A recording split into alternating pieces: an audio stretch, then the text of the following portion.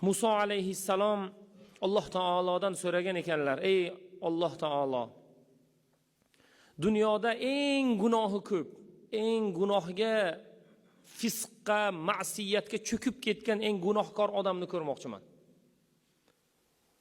Deganda Alloh taolo falon joyga borasan, falon bitta odam bor, qo'lida bolasini yetaklab sen bilan ro'bara bo'ladi. O'sha insoniyatning eng gunohkor odami o'sha. Gunohi ko'p odami o'sha degan ekan.